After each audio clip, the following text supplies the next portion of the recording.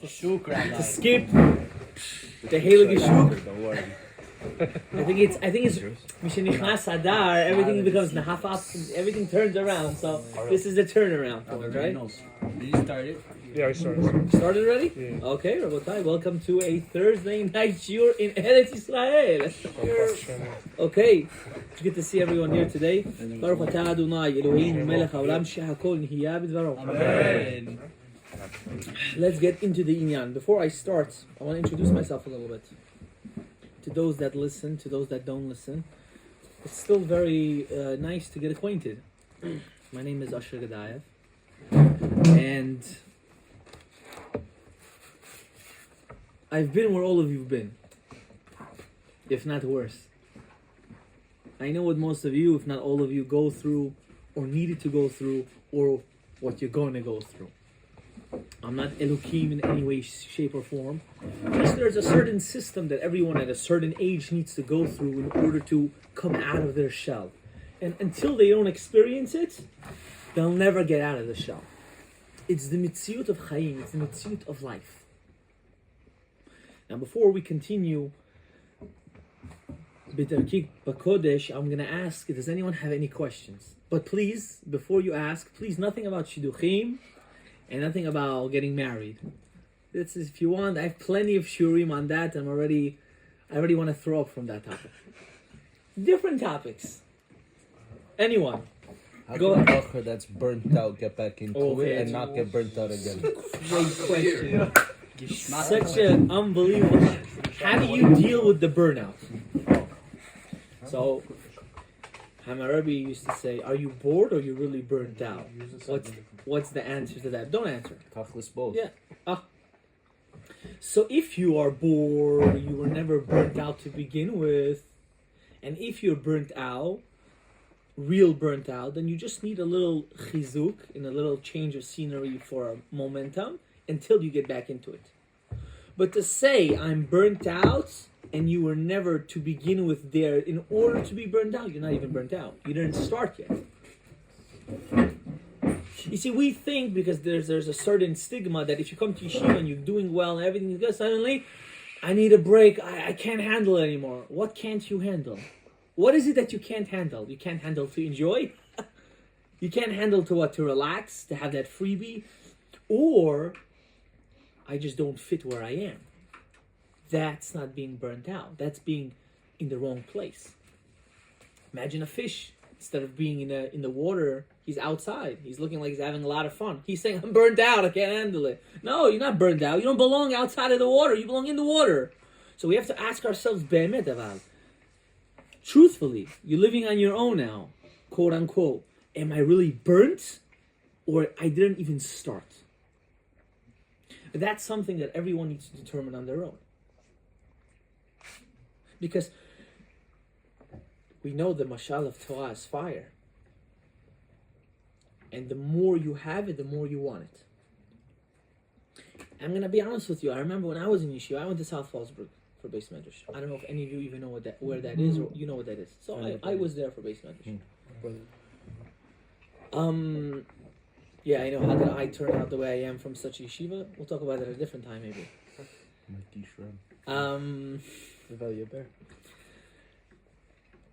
There were many times of being burnt out, but I want to explain to you the scenario. I went to yeshiva in a forest. I didn't have Shuch Machane Yehuda, one stop away from me. I had nothing a stop away from me.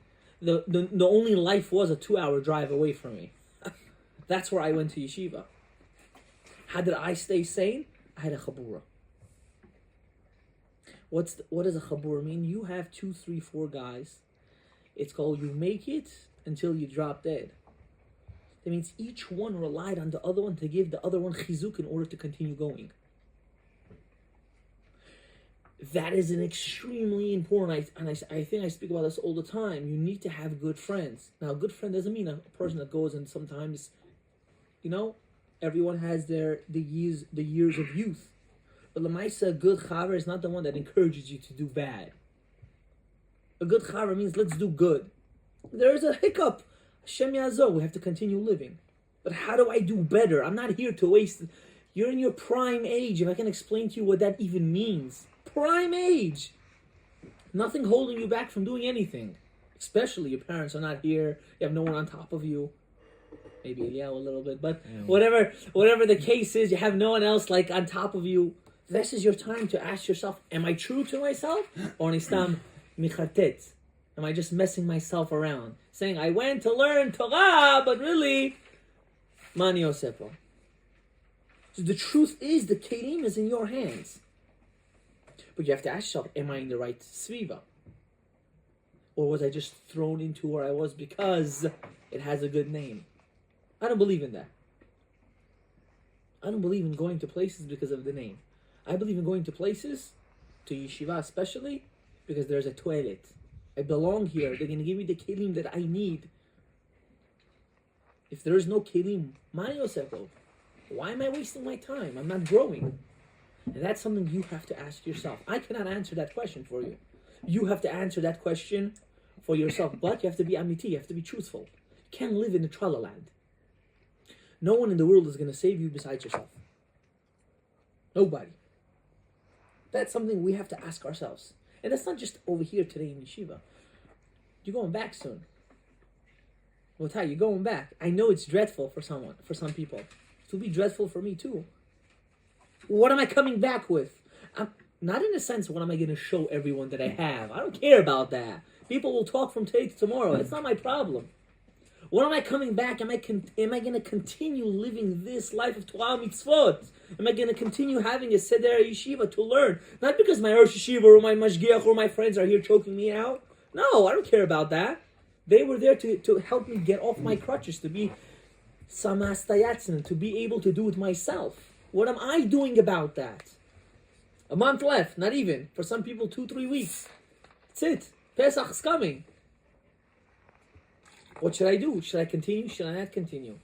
The people that have the question, should I continue? Not mitzad if my parents are going to let me go, but mitzad, I don't know if it's worth it. They have to review everything that happened that year because they're asking a crucial question to themselves. The question is, was it worth it? What did I do here? Okay, I went to chill in this part of Israel. I went here, I went there. I went to the outskirts of the countries of Israel. It was nice. It was enjoyable. I had an amazing time. But you look at yourself, Lamaisa, did I do anything? Is there any self-growth? Forget about the Gemara. Forget about the Chumash. Hashkafa, was there any self-growth here? Or was I just checking out every girl that was coming to the Kotel? Or is that what I was doing? Or was I going not you guys are here Thursday night, right? But was I going to the Shuka Thursday night? That's something you have to ask yourself. It's not good or bad. There is no good or bad. There's what do I want for myself? If a person wants to be a shovav, it's good. He's going there. We don't suggest it and we don't promote it. I'm not suggesting it or promote it, but at least he's more emet than someone that's not doing nothing. Do you understand? That's something you have to ask yourself. And I hope, the question of emunah always comes into the picture. How will I live? How will I survive? We're always thinking about the next step. Always. You don't finish this project, you're on to the next project. You don't finish that job, you're already on to the next job, the next yeshiva. Calm down, relax. Take it easy. Right now, la'asota. You have to do it now. Now, are you doing something? Are you productive to yourself? In these last 3 weeks that you have here, you can change your whole view and scenario of what you want to do for the rest of your life. You can change it. For the last 3 weeks. It's funny, for the last week, for the last day, you can even change it. But it depends on you. It doesn't depend on your Rosh Yeshiva. It doesn't depend on anyone around you. It depends on you. What do I want? Do I want a toilet or I do not want a toilet? That's what you have to ask yourself. I hope I answered some of the question. Not full, but some. Anything else? Rabotai, ask. Don't be shy. Nothing to be shy about. What do you mean you can change it in like last day or last 3 weeks? How do you change it? It's good. Yeah.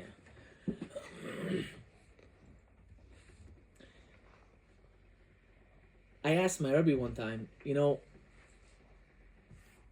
one of the Baal Shem Tov's oldest students, was the Rebbe from Chernobyl, which came out, a lot of Chassidiyot came out of him, including Skver and so on and so forth.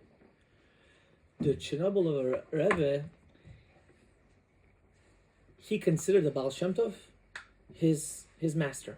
Do you know how many times the Chernobyl Rebbe saw the Baal Shem Tov? Twice. Twice in his life, he saw the Baal Shem Tov. That's it. To call him his Rebbe, his master, not like how we do nowadays. Like, Mamash, he's my master. How come he only needed twice to see him? Because when he made the decision, it was forever. A decision is not momentarily. For example, see, we'll get back to marriage. When you're getting married to someone, right? You're not devoting yourself to her right now only. It's la'ad ulurmei olamim, unless whatever the case is. The only circumstance the Torah says. That's your decision for life. Oh no, I changed my mind. There's no changing minds. Nonsense. That's Maseh Satan.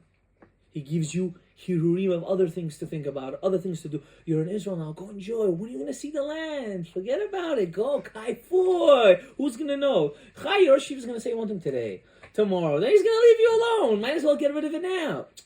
No. I came here because I made this decision as a grown adult and I want to commit to it. Oh, but you fooled around until now? Okay, I still have a week or two left. Maybe in these 2-3 weeks, I'm going to break my head so hard and I want to feel what these Haredim feel. How are they sitting in yeshiva and they're pounding away. And you ask them, no, how are you living? Don't worry, they're living better than you and me combined. Why? Because they're in the fire. They're in the emet. You're in it. The fire doesn't say it's hot because it's fire. Making a decision the last day means I made a decision. The decision was made. End of story. And it can't be you because you're clouded because of other ideas, of other thoughts. You're doing it because this is what I really want. That's a decision. Any other questions? Yeah. When a person comes to Eretz Yisrael, he's exposed to a lot of different thoughts, a lot of new things are going on in his mind. How does he gain control of his thoughts? Because it's very hard to control everything that's flying around. Okay, let's talk about it in a more practical way. I think as humans, basic things we do know, mutar and asur, right? As basic humans, there are certain things that in nature, in teva, HaKadosh Baruch Hu, we learn it from animals. I want you to know that we don't learn it from goyim. If the Torah didn't say kaved davi chavet imecha, the goyim would never respect their parents. If it didn't say lo tirtzach, the goyim would never do it. Never. Why? We would also not. I'm not saying that we're better than them. Torah defines what's normal and what's not normal. And he gave those klalim to animals. Correct? The Ben Ish Chai says, how do we know how to that we need to brush our teeth in the morning? He said, there are monkeys that wake up in the morning, they take a twig, and they brush their teeth. We learn from a monkey how to brush our teeth. How do we know how to use the bathroom? From a cat. It twirls its behind with its tail, and then uses the bathroom, and it walks away. We learn certain klalim from animals, right? So when you come to Eretz Yisrael, you already know there are certain klalim that I can't do. What are the klalim that I can't do? I can't touch what doesn't belong to me. Now, I'm not going to be yeshivish and just stop it over here. I'm going to expand. I can't touch people that don't belong to me, both male or female, depending on your craziness. I can't touch. You think I'm crazy? I'm not crazy. Trust me. The world is crazy, not me. I can't touch money that doesn't belong to me. Right? Even your parents' money. You know, if there's a shayla, you have to ask a question that if your parents give you a certain fund in order to spend, if you can spend it on just whatever you want. I feel like it. What do you mean? They gave it to me. Why not? I can enjoy. I can indulge. Indulge? Might be isur d'oraita to just indulge. Isur heter isur. I mean, isur heter that they allow you is only for Shabbat Kodesh, the poskim say. According to the Baal HaChinuch. So these are things you have to ask yourself. Like, I have these different ideas. Where are these different ideas coming from? Because you're getting exposed to something maybe you're not supposed to. So the question is not on who's exposing you, but the question is, why am I feeling like this is an enjoyment for me? Of course, tavot and so on and so forth. No one is taking that out of the picture. It's still in the picture. But Lamaisa, at the end of the day, what am I doing about it? So I was introduced to certain things that I wasn't supposed to. Am I going to say, okay, I'm going to fall into it, or I'm going to be machazak myself? I'm going to understand that this test that came to me was only here at this moment for one reason, for me to overcome it. Why is the rat race forever? Because you never realize that you're in the rat race. Once you realize, you can get out of it and then laugh at everyone else that's in it. I'm not saying you should laugh at it, but when you get old enough, you realize, what are they doing? Not knowing. I was there. I was also in the rat race, but I was too scared to jump out of it and say, my decisions are based simply and strictly on the Torah mitzvot. The reason why we don't want to is because we don't understand this one concept. The creator of the world that created the world, he created you too. So if the creator of the world tells you what's good for you, I think he knows what he's saying. Because Lamaisa, he created everything. So why did he create Ra? Because if there wouldn't be Ra, you wouldn't know what's Tov. The fact that there is Ra, it makes you understand that there is Tov. You know what those words mean? The fact that there is bad, you know that there's something concept of good. Because if you I'll give you an example of a child. If a child only gets, and they tell him no, what's going to happen to that child? He's going to go crazy. Is that the child's fault? No, it's the parent's fault. Why? He didn't know how to he didn't teach the child how to restrict. He didn't teach him the concept of no. Oh, look how spoiled my child is. Who did that? Can I know who did this to the child? You did it to the child. It's your fault. Now you have to be matakin it. Ask your question again. When a person comes to Eretz Yisrael, he's exposed to many different things. How does he gain ability to control the thoughts? Chabura. I'm going to say it again. Chabura. A chabura is a group of friends, a group of guys that no matter what, we're sticking together in order to succeed. You cannot survive by yourself. What if you can't find those people? They're all around you. You're not here for nothing. Yeah, but what am I? Your life goals might be different, but the way you want to structure it, which is based on Torah mitzvot, is all the same. Meaning, the guy that goes to work after Beit Midrash is as holy in his work than the guy sitting and learning Torah. No difference. He has different kelim, different tools, different abilities, and you have different abilities. Does that make it that he's better than you? Absolutely not. And we see this by Yaakov Avinu with his kids. No one can tell you different. Yaakov Avinu suggested this for Yisachar and Zvulun. Why? Because what one can do, the other one has to be mashlim. Now we're going to go downgrade the world. Chas v'chali, that's not our hashkafa. We don't do stuff like that. We don't downgrade people because they're not going on my mahalach.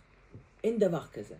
The Gemara Masachet Sanhedrin, if I'm not mistaken, says as follows. I forgot what daf at the moment. God created colors and different animals and different things for a reason. Diversity is good. Everyone has a mission. Everyone has a job. We're not meant to be in a shoebox for the rest of our life. That's the problem. The problem is we're taught you need to be in a shoebox. For what? To show me off when I become pretty? You want to show me off? No. Wrong. Big mistake. You need a chabura. You need a group of guys. You need a mashgiach hapnimi.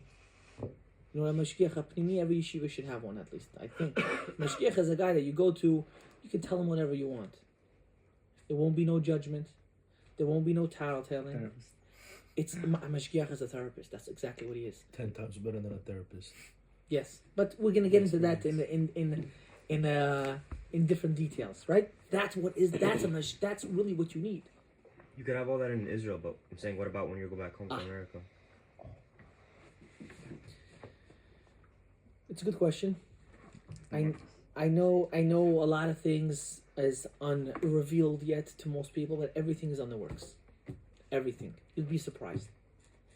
I didn't come to Eretz Yisrael for a vacation. If I came for a vacation, I would come at a different time, in a different period. I didn't come for a vacation. I came because there's an avodah to be done. Big moves. And avodah is going to happen. Regardless, me, not me, somebody else. It's irrelevant. Stuff are going to happen. Why? And I'll tell you why. Because the same fire that you have now, that you want God, you can see it. Everyone wants it. And they just have that fear that depends on you at this moment. Are you willing to dedicate, or are you willing not to dedicate?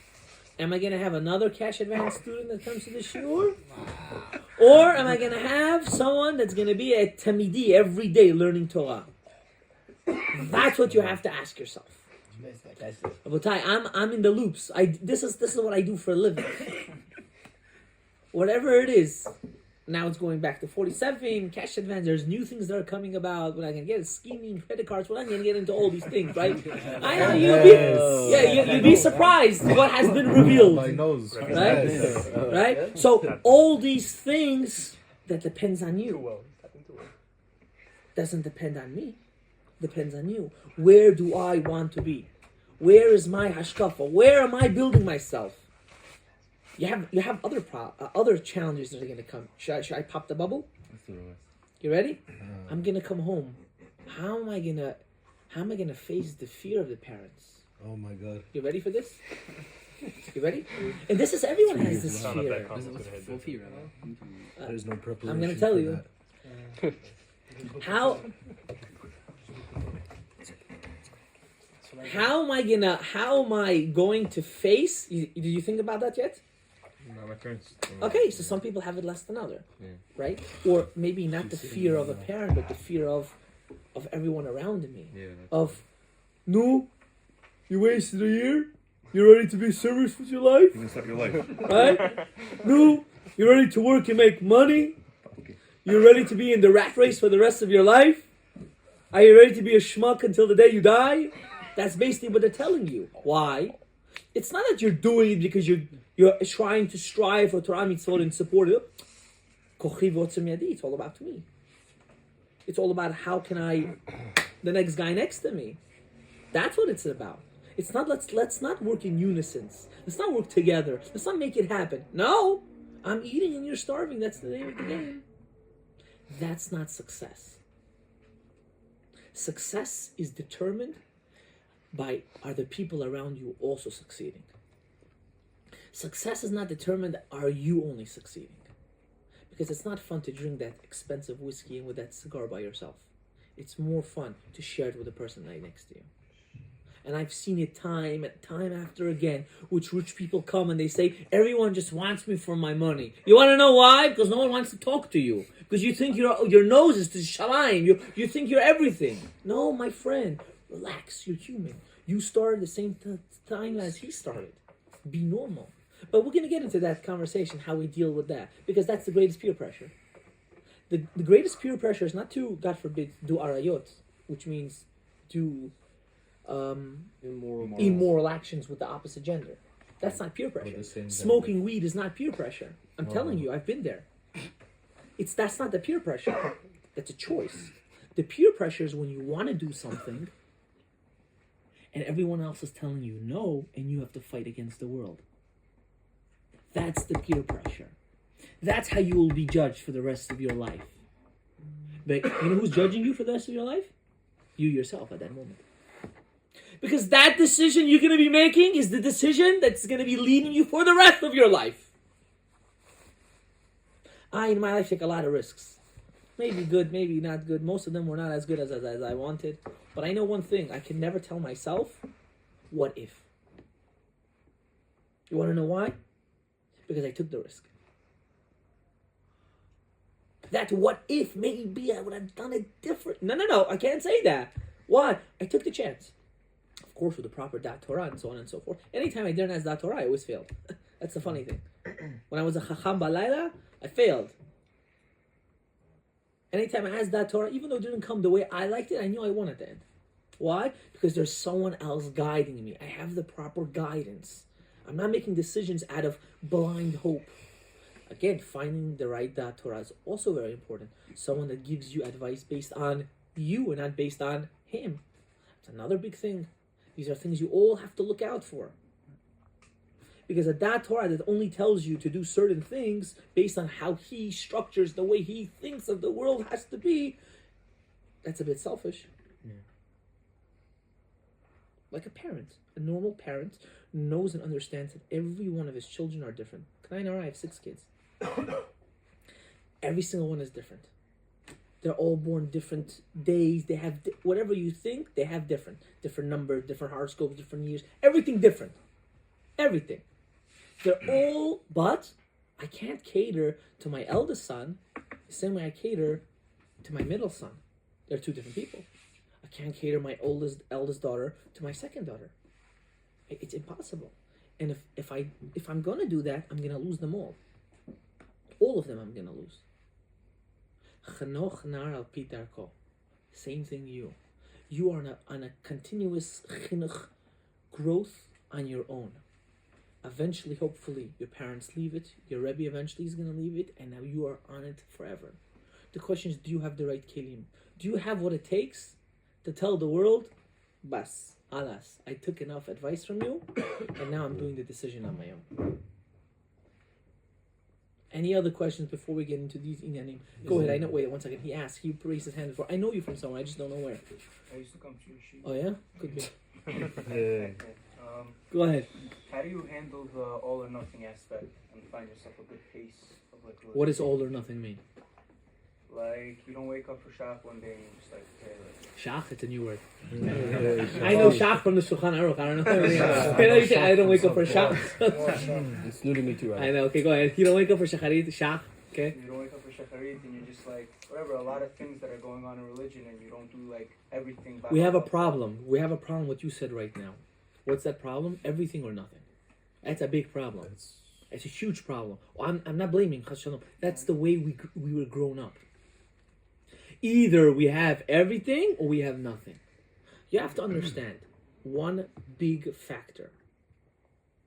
You read it every day in Bechot HaShachar, I hope. Elokai neshama shenatata bi. HaKadosh Baruch Hu, you gave me. You're not a piece of skin, you're a neshama. At the end of the day, every day you gave it to me, you give it to me brand new. Brand new. I am a new person today.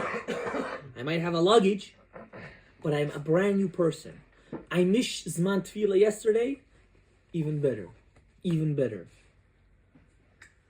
I did Shtuyot last night with somebody I shouldn't. That doesn't mean now today I have to stop doing Torah mitzvot based on what I did yesterday. I have to understand I fell. I go in Amidah. My Rebbe used to tell me all the time. When you say Hashivenu Avinu, right? In Amidah, right? And you don't believe that Hashem forgave you, you're a kofer beikar. You said a bracha levatala. You have to believe and know that when you say that bracha in Amidah, you're doing teshuvah and Hashem forgives you. Because if you don't believe it, you don't believe what you're praying. And what are you saying now? Teshuva means you're not going to do it again. Correct. That means when you say you're not going to do it again, you mean you're not going to do it again. When you do it again. But you do it again, not because you think when you say you're not going to do it again, you're going to do it again. Someone asked me today, I have too much love, I have no fear. Right? So what do I compare this to? A kid that says he is holding his joint in his hand. Now, everyone's going to say, oh, there are guys in yeshiva and Eretz Yisrael, they don't know what joints are. Rabotai, they know everything. Relax. They didn't learn it. 1 second. They don't learn it. No names. They don't learn it in Israel, but they learn it in America. But we'll talk about that at a different time, right? The guy that holds a joint in his hand, right? And he says, I'm sorry, God, but I know I'm going to do it again tomorrow. Right? He's holding it in his hand. Right? I'm holding it right? They do it like this, right? They don't do it like this, right? He's holding it in his hand. He does it on his left hand, not the right hand, so it shouldn't smell, so no one should see it's like this, you know? It's a whole chokhmah behind how to smoke too, you know? Right? So, you take it like this, you hold it, and you say, HaKadosh Baruch Hu, I know this is bad, and I know I don't want to do it again, but I'm going to do it again. That person is not in the status of tshuva right now. He's in the status of major pikuach nefesh help. You see, we're getting confused over here of people that do certain averot, and they say, since I did it, forget about it. And then there's averot that give you a constant desire of doing it again and again and again. And if that's what I just said, if that's arayot, and so on and so forth. These things, you have to immediately throw it away. Immediately. Because those things are gateways of just doing worse and worse and worse. And anyone that says marijuana is not addicting, doesn't know what he's talking about. He never smoked marijuana in his life. Never. He never did. It's not only addicting, not because, oh, I'm not fiending for it. You might not be fiending for it, but you're fiending for what it gives you. That feeling of what it gives you, that's a drug. That's addictive. That's I want more and I want more and I want more and I want more. But I'm happy, Rabbi. I'm not bothering anyone. I'm in my old cloud. You know why marijuana is bad? The Lubavitch used to say that the difference between marijuana and drinking alcohol was marijuana allows you to live in your own bubble. Everything is good around you. So you create your own fake illusion that everything is fine. Alcohol doesn't allow you to do that. You ever saw a guy that gets drunk from being in so much pain or being in so much worry? How does he act? He cries. He can't control himself, right? Marijuana is the exact opposite. Control it. Like, Alcohol doesn't allow you to control yourself. So what happens? All the pnimiyut just comes out. That's why what they say in Purim. Purim is your true self. And I've seen it time after time. I've seen people get intoxicated, and what are they crying for? I want to be close to Hashem. You joking? Yesterday you were at the worst place. How do you want to be close to Hashem? He's so devoted. He knows really what's right.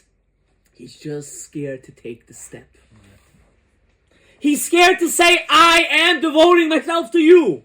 Why?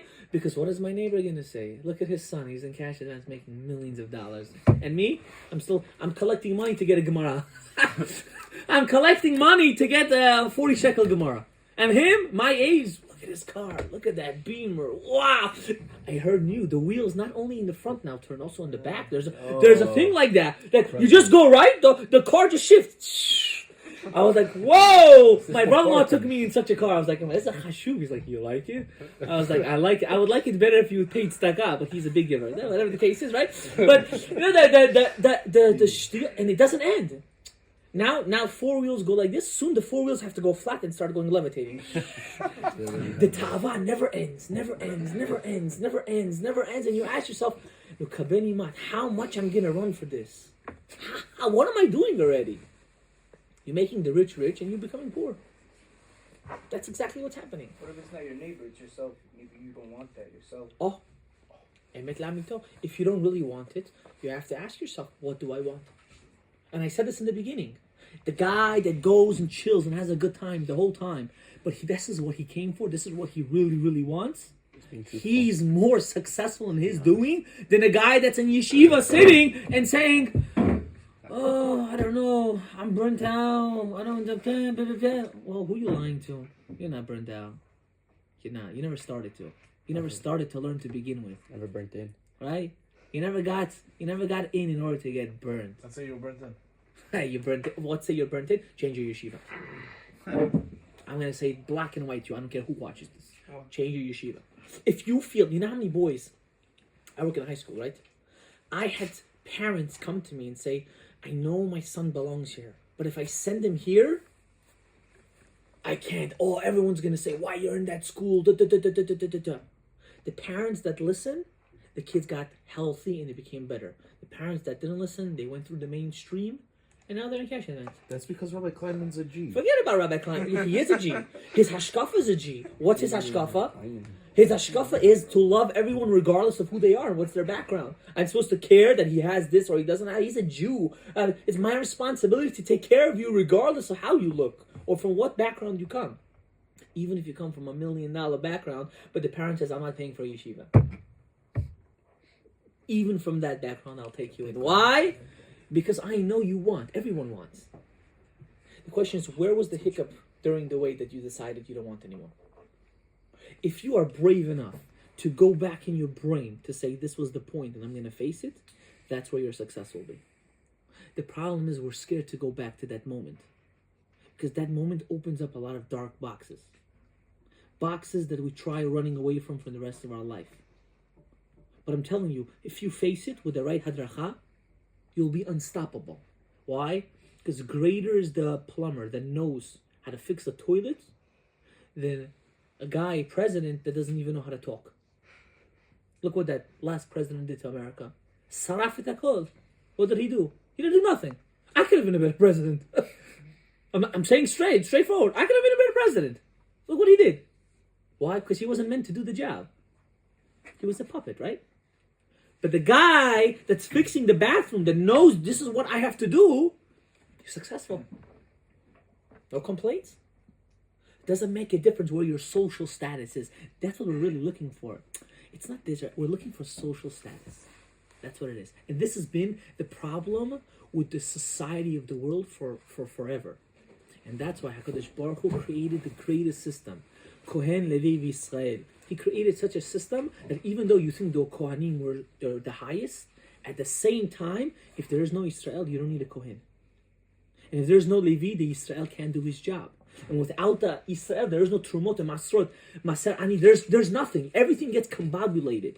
So Hashem created such a system. He created both a democracy and a communism in one time. It's unbelievable. If you look at the system of the Jews, it's beautiful. It's amazing. Only God can do such a thing like that. The same God that did that, He gave you your challenge. The same God that gave you your challenge gave you the neshama, which comes straight from Him. That same neshama that came straight from Him to you is giving you the opportunity to overcome this challenge. The question is, are you ready to do it, or are you not ready to do it? A lot of people say, I'd rather deal with what I have. Whatever. This is life. This is mitzvah. I grew up in this kind of society, but then what? You're going to have to come back again? It doesn't end. You're going to come back. We're Sfaradim, we can talk about the Ari over here, right?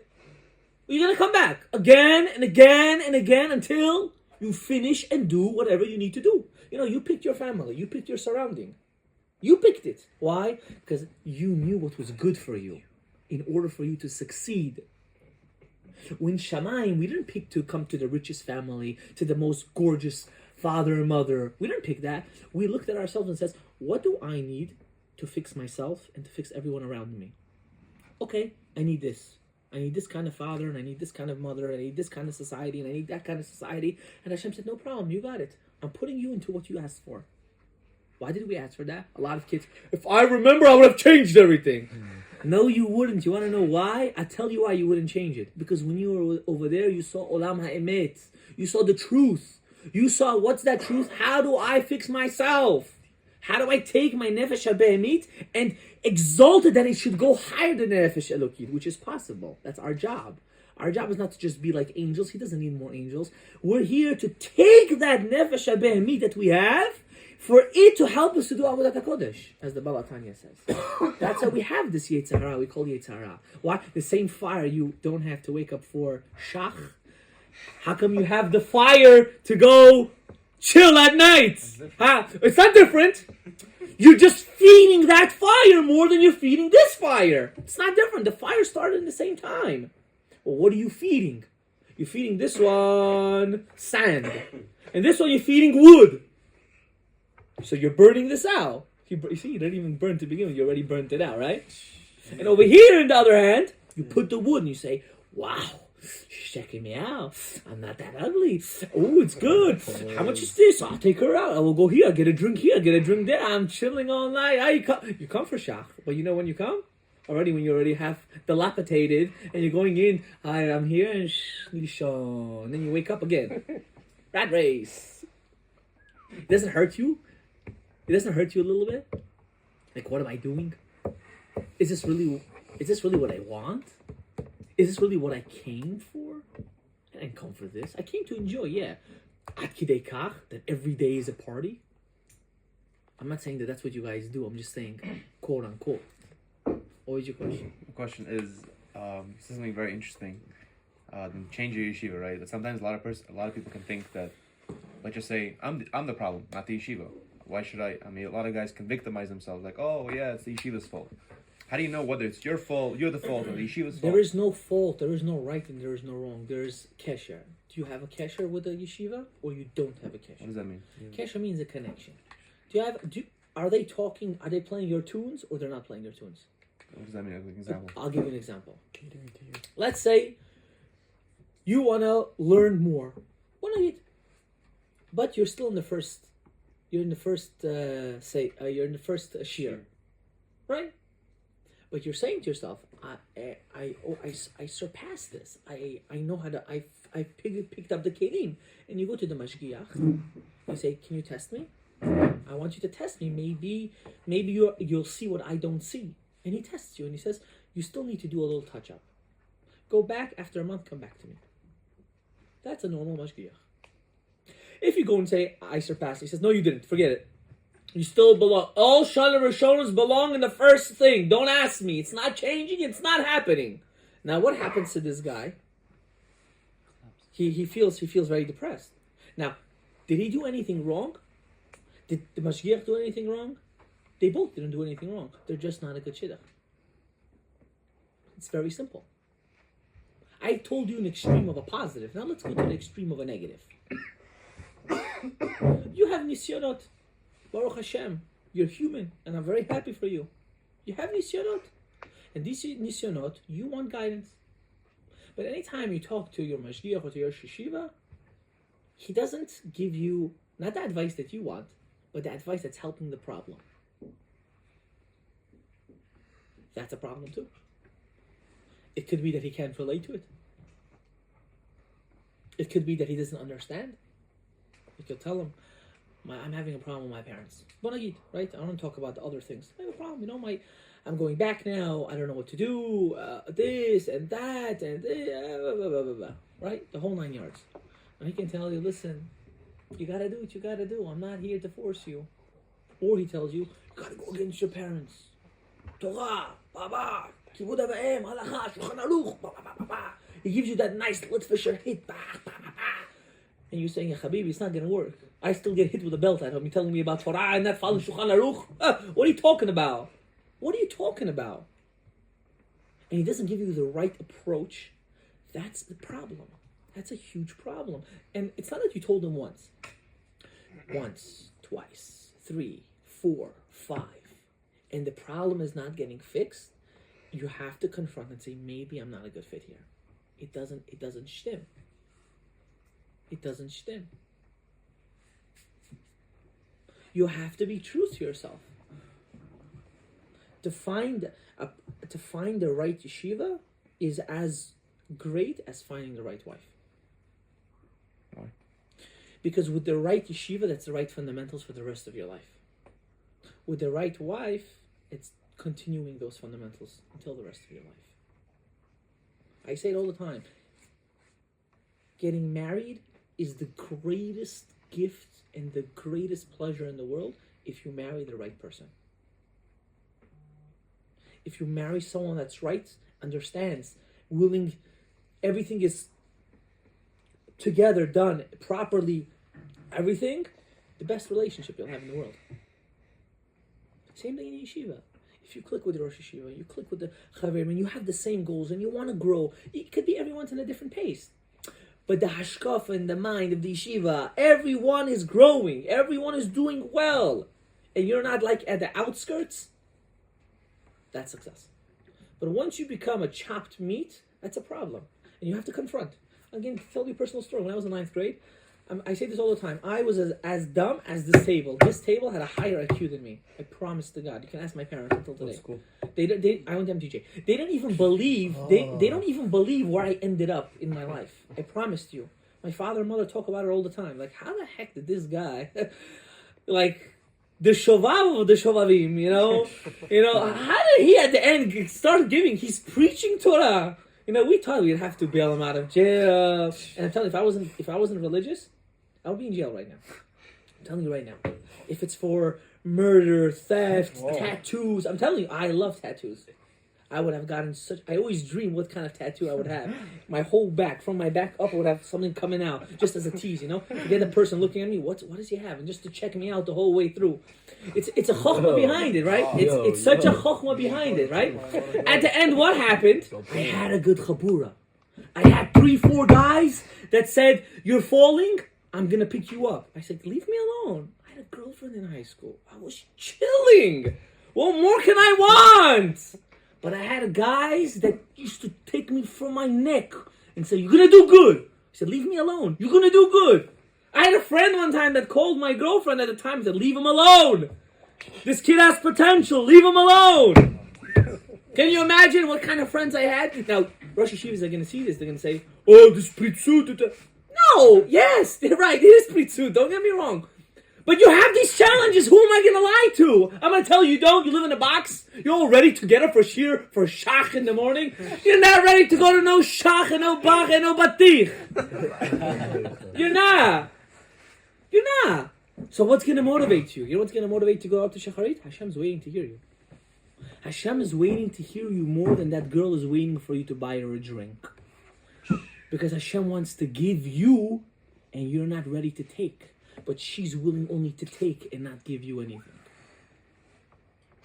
So you have to ask yourself, am I doing a right investment or am I doing a dumb investment? And who are you investing in? Yourself. You're investing in yourself, so why would you take yourself and burn it?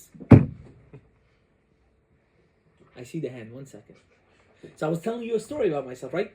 9th grade, telling you, this table has more like you than me, I'm telling you. Had at least, Baruch Hashem. I tell you what was the turning point. But, even though I was such a shovav, I wanted to know what was going on. I couldn't be in yeshiva for in the morning seder I'm talking about when I was in 9th grade, for 2 hours listening to a Rebbe speak, and I'm just staring and counting. I already knew how many tiles there was on the wall and on the floor. I was so bored. Imagine, I had a smart kid sitting in front of me, and a smart kid sitting in back of me, and I was in the middle. So you say, read the Gemara. He used to read it. He used to skip me. What kind of bushat was? You know how embarrassing it was to me? He used to skip me and go to the guy behind me, and he used to eat me. How can you do that? At least fake it. Say, okay, tomorrow. Nothing. He used to skip me. I pick up the phone one day. I had such, I don't know, azud de gedusha at that moment. I called him. I left him such a nasty voicemail. I said, I don't understand this nonsense. Why pair me up with someone? I wanna learn something. Come on. He came to me the next day. He said, you put me to tears. He said, Kol hakavod. So for 2 weeks he still called me, but after that he skipped me. But that's not the point. The point was what? I didn't give up on myself. My head only opened up in 11th grade. That's the truth. 10th grade I was a dead zombie. I was depressed out of myself. I'm not going to get into that. It's another story for another time, how I got out of that depression.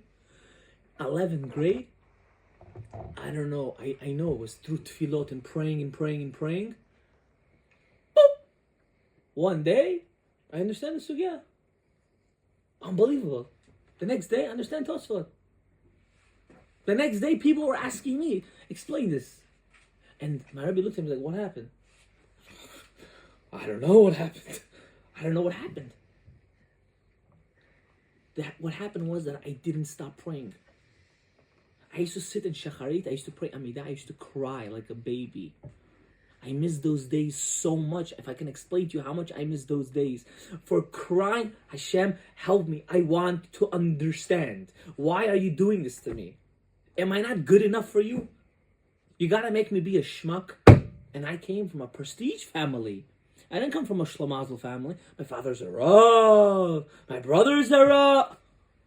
I didn't do it because I want to be like them. I don't want to waste. I was wasting so much time.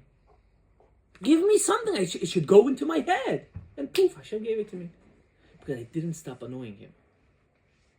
I didn't stop bugging him. For years, I used to pray, help me, help me, help me, help me. I used to say the same thing for 20 minutes in Amidah. I used to stand and just pray, help me, help me, help me. I had determination. I had a desire. I had a willpower. You have to ask yourself, do I have really that willpower or not? Or is my willpower dependent on the mood and on the surrounding that I'm in? Yaakov Avinu is what? What is he called? Ish Emet. He's truthworthy. He's the chosen one of the Avot. We are his grandkids. We have that midah of Emet. We all have it. The question is, do we have Emet to ourselves or we don't have Emet? That's something you have to ask yourself. You have to go to the mirror today and say, am I Ish Emet or not? Do I know what I really want, or was I just pushed here by my Rebbes in high school because they wanted to say, oh, another kid went to yeshiva for Eretz Yisrael. Oh, come on, everyone. We have 15 kids this year that went to yeshiva. That's not the point to go to yeshiva. What kind of nonsense is this? For a quota? You're playing with people's lives for a quota? Okay, you're already here. Forget about them. Why are you doing this to yourself now? Why are you lying to yourself? Why are you not going to take the bull by the horn and say, we're going all out. We're going all in. That's it. We're going all in. I'm not giving up. You're burnt out? Go to the Yanuka. Go to him. Say, I'm burnt out. He'll plug you in. Can get there. It actually works. If when you go to a tzaddik emet, it's like you're talking to the Shekhinah. Rav Nachman Bresler says, a tzaddik emet is so powerful. Now, a tzaddik emet does not need to be, it could be someone that you connect to. Who am I going to connect to that's going to understand my pain, that's going to be able to elevate me? The life of Bnei Torah looks empty, but is so full. The life of a person without Torah looks so full, but is so empty. It's so sad that this world is v'nahapach. And that's why in Purim we have to get drunk. Because we don't admit the truth until we reach that stage. The stage of what? Baruch Haman. Baruch Haman and Arur Mordechai. What does that mean? Why do we say that? Rabotai, it's such an oxymoron. That's the stage of drunkenness you have to get. Don't get drunk that way. I'm just saying, even though Yerushalayim is 3 days, I really wanted to stay here this year for 3 days of Purim, but Hashem has other plans. I did it, Yeah? What does that actually mean? To understand one thing. Haman and Mordechai was part of the plan of Hashem. That's it. We can curse the world, we can bless the world, Hashem wanted it that way. This point going on, what am I going to do to make it better? Am I going to cry now because I did so many averot? Forget about it. You already did it. What are you crying about? Wait till Yom Kippur and cry about it.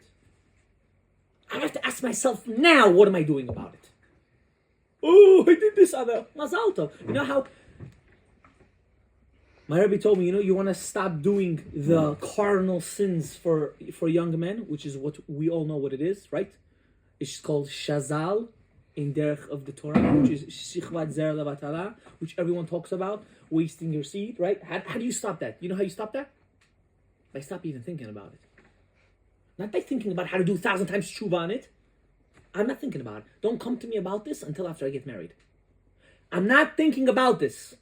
The more you think about it, the more it drains you down. You guys don't understand. He said to me, my Rebbe said, stop talking about it.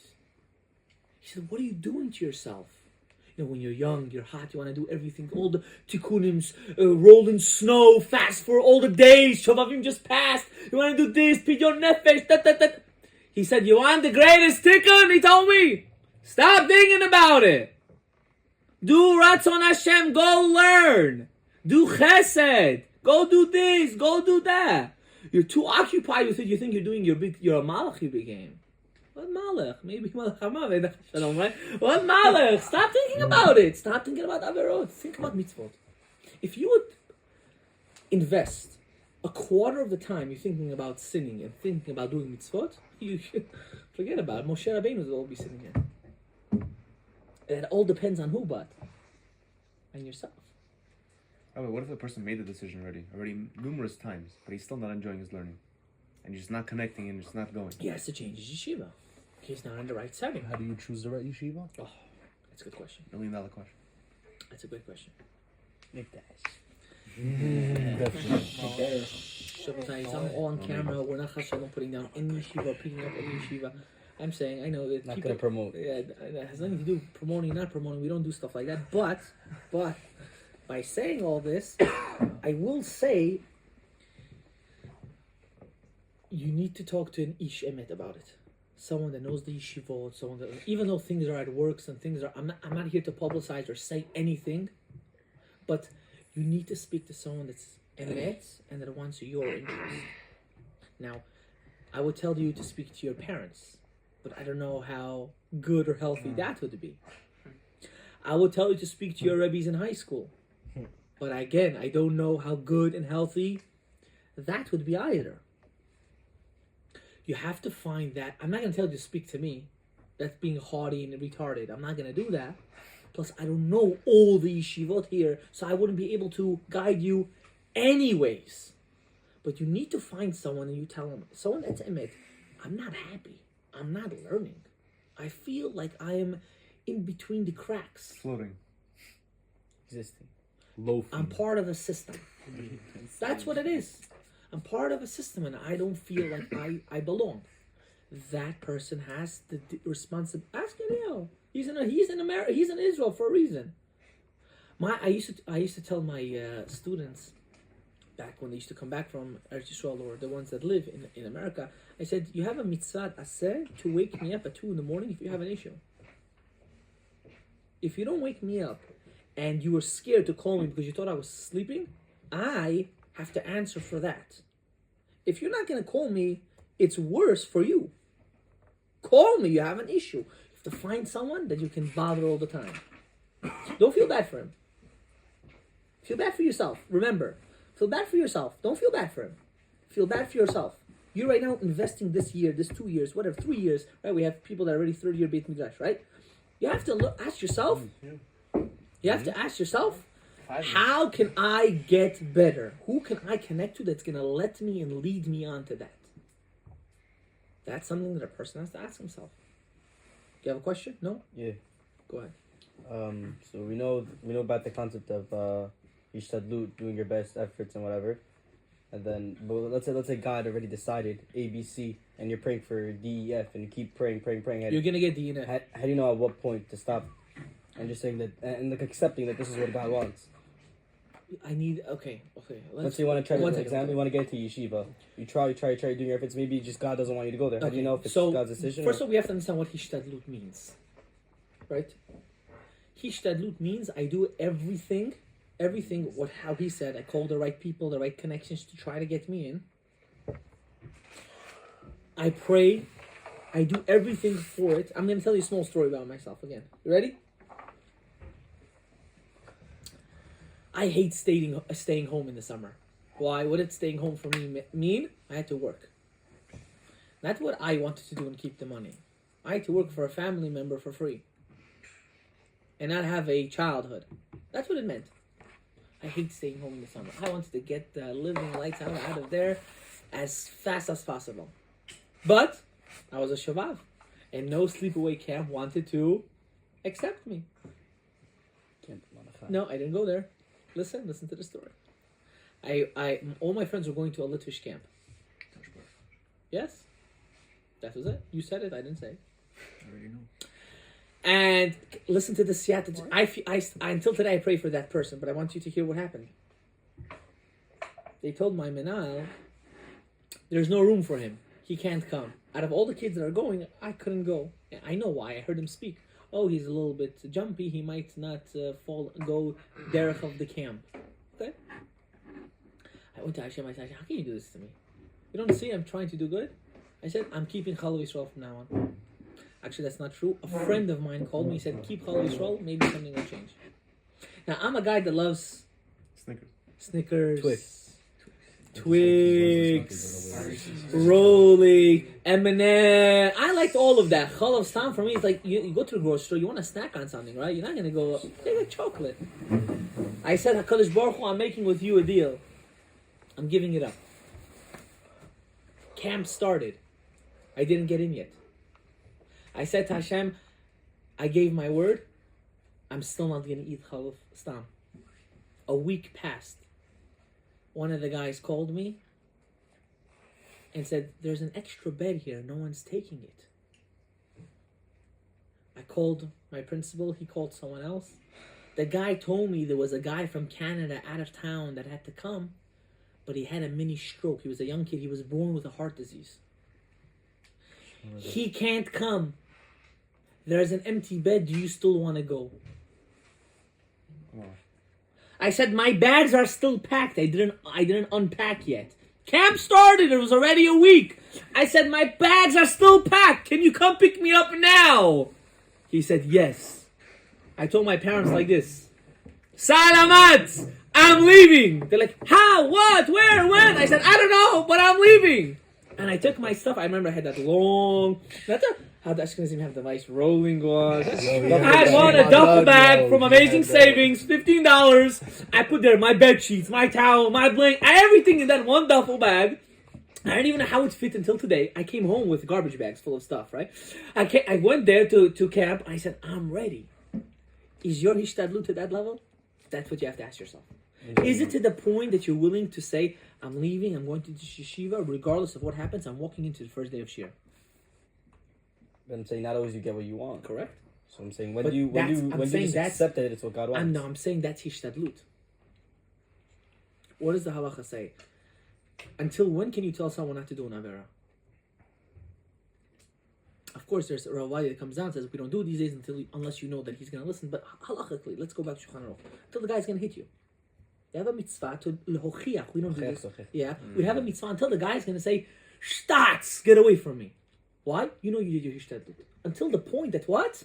You know that's it. He's not going to return from it. You have to ask yourself, was my hishtadlut to such a level that if I'm not going to get it, it's the end of the world? That's the first question you have to ask. That's hishtadlut. Now, second part. Accepting. Are you accepting and now you're going to be in crutches? Or are you accepting and now you're going to grow from it? That's the main question. If you're going to accept it and be a miskan and say, oh, this is what it is, this is what Hashem wants, you're lying to yourself. You're a kofar beikar. Because you don't really believe that.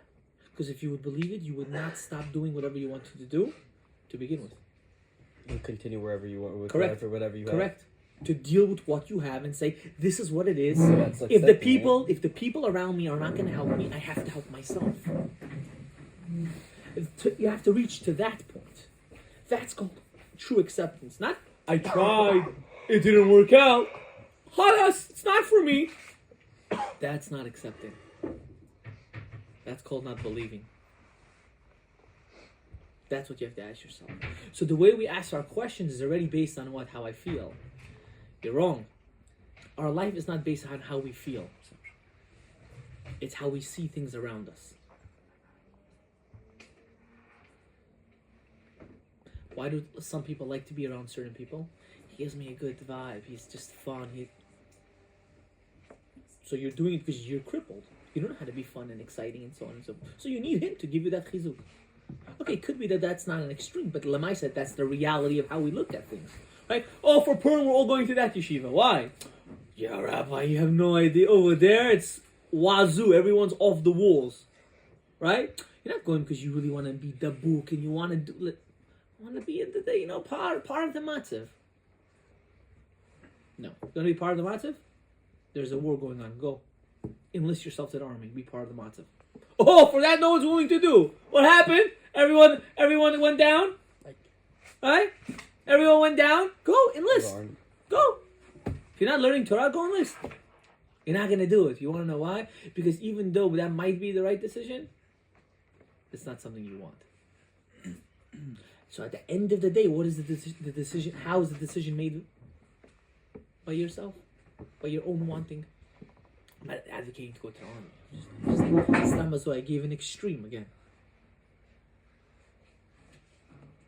In terms of trying to balance the like work life / learning life, right? How much your status do you have to do, or like not do too much, where like you still want to live a certain lifestyle, but you also want to like balance that learning part? Ask your question better. Better, yeah. I understood the question. Yes, sir. I want you to say it how you really want to say it. Is it selfish to be more on the work part than the learning part? That's the real question. Yeah, because It's okay. It's okay. It's okay. It's not, guys. This is an open table conversation. No one's lashing you and no one's judging you. Absolutely not. Ask the question the way you want to ask it. So is it more selfish to be more on the working part than on the learning part after yeshiva? Selfish on who? On me, I mean, I want to live a certain lifestyle, right? Okay. But simultaneously, I also want to get closer to God. So, your status wise, right? Is it selfish for me to work more and learn less, or should I learn more and work less? Why do we? So let's break it down, right? What's the purpose of work and what's the purpose of learning? The purpose of work is in order to live. We don't live to work. We work to live, right? Even if it's a lifestyle. Even if it could be the most lavish lifestyle, right? Why do I learn? What's the point of learning? The point of learning is in order to know how to live. If I'm not going to know how to live, then are you really living? A living person doesn't mean his heart is beating and his mind is moving. A living person knows how to live. And if you're not living based on the Torah mitzvot, you're not really living. Now, you don't answer your question yet. You have to initially learn enough in order for you to be a self-observant and self-learned human being. I'll give you an example. The biggest shame in the world is when your son comes from school and he's in 4th grade and he starts to learn Rashi and he says, Abba, can you explain this to me? I don't understand it. And you went to yeshiva and you learned and you can't explain a simple Rashi? That's when the train hits you really, really hard. You want to know why? Because at that moment your son lost all his respect to you. What is a child? A child looks up to the father, that my father knows he's the Superman. You know when he stops thinking that? When the father starts to neglect him. Abba's not Superman anymore. He's Catwoman. He's always in the shadow of someone else. So you have to ask yourself, do I have those right kelim in order to say, I'm going to work more? Yeah, you could work more than you learn. But as long as you have the tools beforehand to know how to live. So that's what you have to ask yourself. Because you should be successful. You should be rich. You should live that life. Everyone wants that for you. But you have to first know how to live. Is now making a lot of money, buying the most expensive car, and spending considered living? That's not living. Because you're actually not living. You're allowing everyone else's image based on how you live to affect you. And that's not life. That's them. Them deciding how you should live. That's them living, not you. So what do? You allow other people to live rent-free in your mind. That's the worst thing in the world. I spoke to older people in my life. And they told me, just go straight. Everyone else around you, if they're emet, they're going to stay in your life. If they're not emet, if they have no to'elet from you, they're just going to flake away. If they flake away, say Baruch Hashem. To one less leech on you. But if they're emet, regardless of where you are in life, they're going to be there. You know what the word emet means, right? Right? You have to ask yourself that question. But initially, if you think you don't have the right kelim, you have to continue learning. The Rambam says, you see, people don't learn this part of the Rambam. Like the Persians. I remember one time going to a Persian community giving a class, and the father said, I said, why are you guys married so late? The Rambam says you need a house, you need money. I said, the Rambam says you have to finish Kol Torah Kula also before you get married. The Rambam says this. Halacha l'maaseh. From the Gemara Masech Kiddushin, you have to learn all the Torah. He paskins. How come we don't emphasize on that? What is all of Torah? Just Tanakh? No. Torah means knowing how to live. Shas poskin. I'm not telling you now until you don't learn the whole thing you can, because he also paskins. If you have a Yetzer Hara, you have to get married. We can't allow you to do shtiyot. But Lamaisa, you have to be a Ben Adam in order to know how to learn. What is the actual halacha l'maaseh you need to learn before? Halacha l'maaseh, what you have to learn is all the Torah. But you have Yetzer Hara. You can't. 1 second. So no. The Rambam says, what's the whole Torah? First of all, he paskins that if you learn the Mishneh Torah, you're good to go. Because he says in his introduction that he summarized everything inside the Mishneh Torah. Become Chabad. Right. What? Become Chabad. We'll talk about that in a Yo, minute. Marshall's supposed to be doing that. Second of all, It doesn't take 1 second. Torah is Gemara and Poskim, Halacha. Right? The point of all of this is to get down to the Halacha l'maaseh. So he says you have to learn. You have to continuously learning. You have to continuously learning. But what do you mean by having the kelim? Can you give examples of that? Keli means fundamentals of knowing how to learn. What is that? Wanna learn. Great. Is it just with learning, or is other things involved? What is other things can be? Learning means knowing how to open up a Gemara. Learning means knowing how to translate the regular psukim, Daber el Bnei Israel. Some people even don't know what that means. But is that all the Yiddishkeit is? Just learning? Or is there other elements that you need So kelim? if a person, this is what the Greeks wanted. What did they want? Let's be like them. So there's Assimilation. there's two shitot really. There's a shita that they allowed us to learn Torah. Why? Because they said we're not bothering you from your Torah. And there's some that say they also didn't want us to learn Torah. Why? Because since everything in the world is bli gvul, it is above tam v'dat, even the things that look like it's nature and reality, they also wanted to la'akor that. How to do that? By not letting us learn Torah. So learning Torah means that if you're not learning, you're not becoming a better person, you're not learning. You think of it as a chokhmah. It's like another knowledgeable thing that you get in university. That's not learning Torah. You're not learning it just for whatever it says. Like it's a study. Like, you know, in Bar Ilan, you know, the college Bar Ilan, they have a Kabbalah course. You know that? I saw it online. They were teaching one time Kavanat of the shofar from the Rashash. Madonna also. Can you imagine? We're not talking about. We're not going to talk about. I want to give you the idea behind it. You know what is Kavanat shofar is the hardest kavanot It's the of the longest thing Rashash. to learn. What? It's the longest thing to learn also. It's the hardest. Forget about longest. It's the hardest thing to learn in the whole of the Rashash. It's unbelievably difficult. They have a class on it.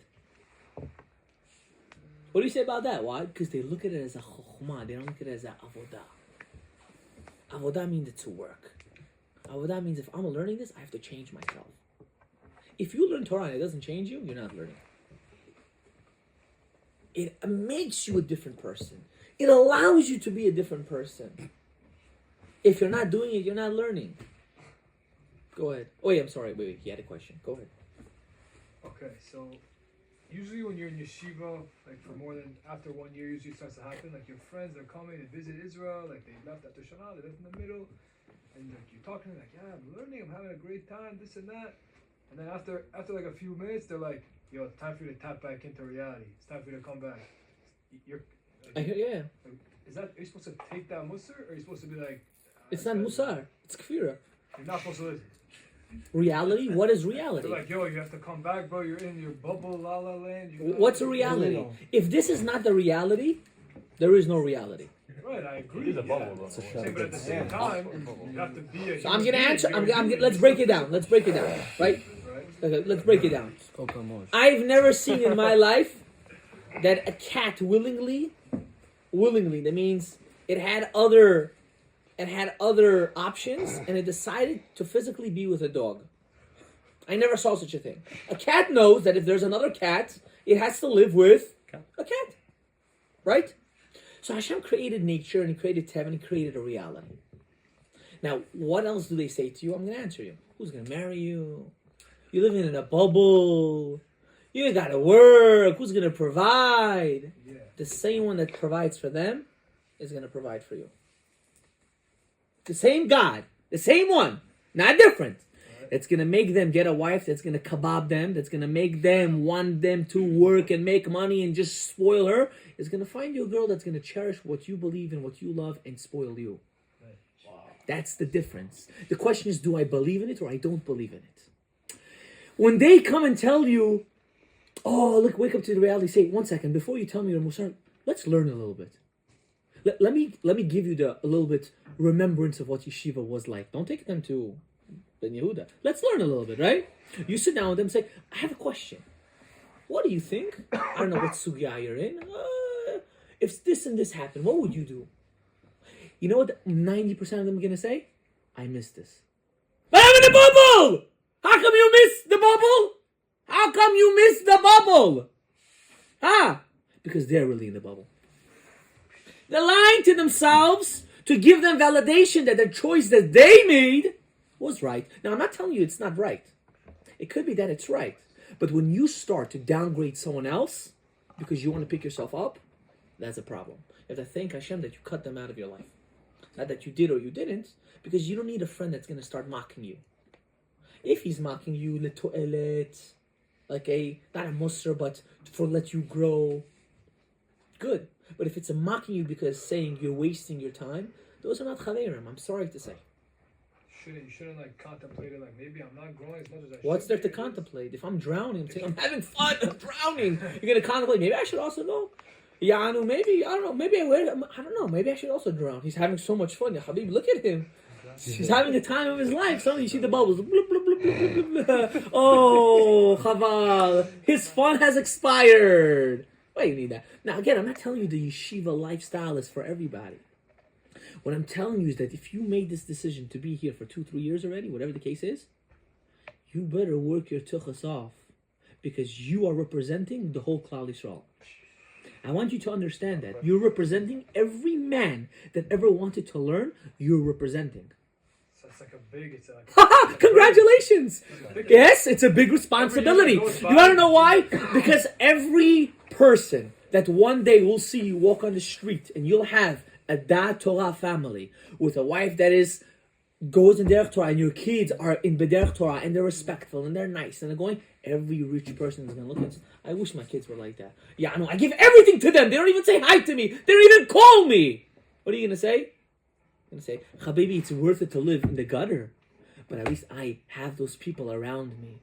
Then live an empty life. You see, life is not money. Life is experience. If the experience is good, life's good. If the experience is bad, life is bad. When you get older, you will learn, hopefully with the right kelim, how every experience, even the one that looks bad, is also good. That's when you hit the ultimate jackpot in your life. But until then, if you have people bashing you for this decision, it's okay. They just don't understand. How my Rebbe used to say, if a dog barks at you, you're going to bark back? He's okay. Not he, Chasam. The dog is a dog. You're going to go now go with the dog? The chole nefesh? You're going to bark back at the dog? The guy's barking. He doesn't understand you. He's in his cage. Okay, Tov Moed. Thank you. Thank you for telling me this. I really appreciate it. That's it. How do you know you're not running away from like going back? Because home? you're true with yourself. That's, again, back to the beginning. I know you're having that problem. I know you're in a dilemma. I'm sorry, I'm going to get personal. I don't know you, but I know of you already right now. You're fighting with your identity. That's the problem you're having now. So you're not sure where your identity should be. Why? Because if I choose this way, at this point, it has to be 100%. If I choose this way, I know it has to be 100%. Why? Because if it's not 100%, I'm lying to myself. So you have to ask yourself, how and where and what is the derech to that right path? And everyone knows the answer. But everyone's scared to take the step. My question. Go ahead. Oh, I'm sorry. Go ahead. He was Waiting patiently. he was already... It's triple next. Tell me, your brother's in my high school. Go ahead.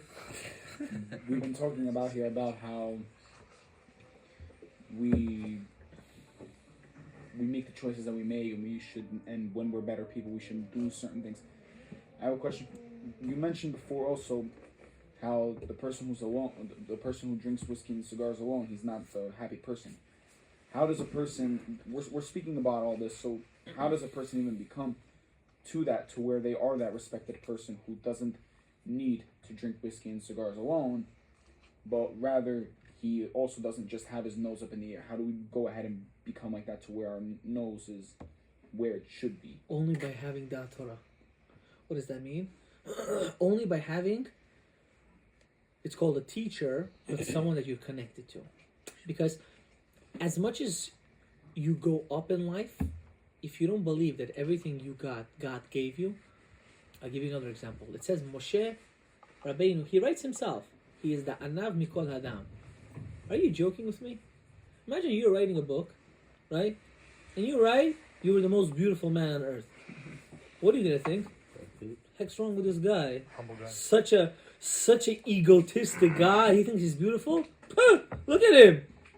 Moshe Rabbeinu wrote that in the Torah. You know that? That he's the most humble person in the world, and he wrote the Torah. Can you imagine that? It's crazy, right?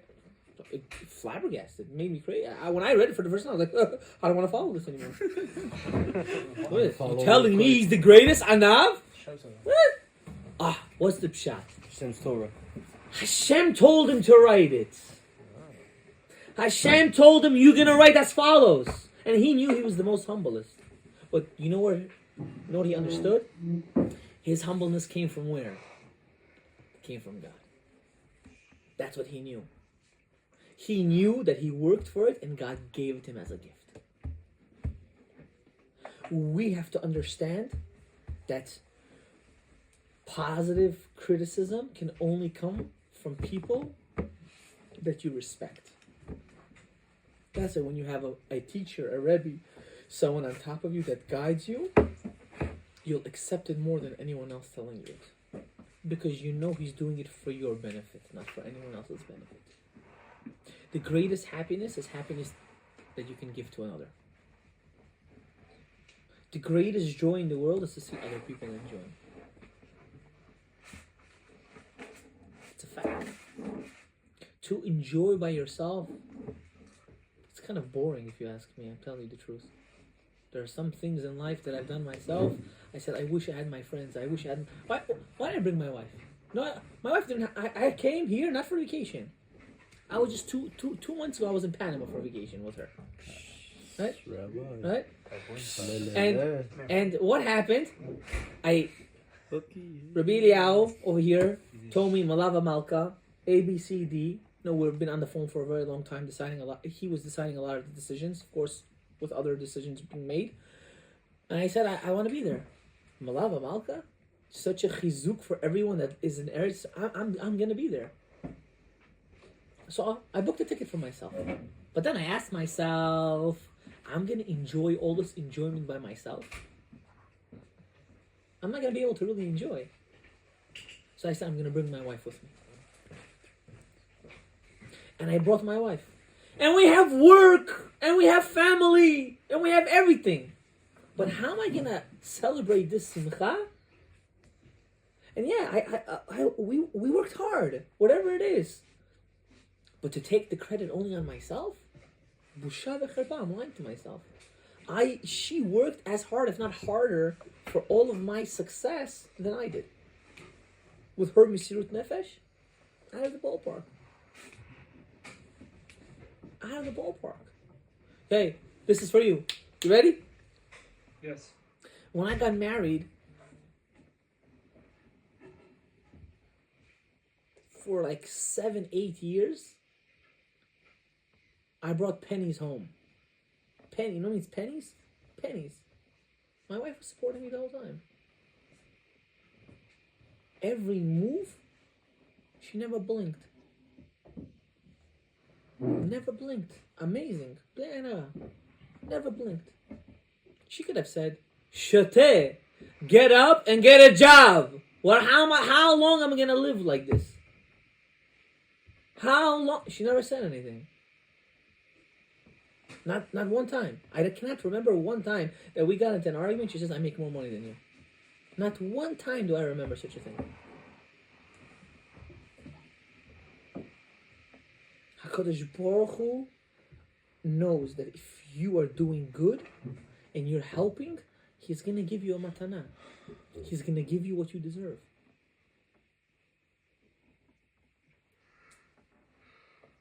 Any other questions? Go. You also had. Okay, go. Save the best. Okay, go. Save the best for last. Already last? Honestly, I think this is a bigger issue than a bacher coming home and not knowing what to do, like doesn't have a seder matzmo. The bigger issue is you come home after 6 months or a year of not having your parents up your behind and your family, and you're coming home to exactly that. You want to know why? Can I explain to you why? How do you deal with it? I know. Can I tell you why you feel that way? Because you're coming back unstable. When you come back and you're grounded, you know, this is my Seder Yeshiva, this is my Limud, this is this, I'm looking for a job. You know what they're going to tell you? He grew up. Huit Bagir. He's a man. But if you come and you plotzing away, I'm going to find a meaning in Keter Torah, I'm going to Rabbi Friedman, I'm going to daven, you know what time? Last time, I'm going to rely on the Rambam Shita, I can pray Shacharit until 12, which is you're doing Safek Brach, not Savar, you're doing Brach Alavat Allah, Shacharit, all this. Well, how else do you want them to react? Well, excuse me. Their reaction is based on your action.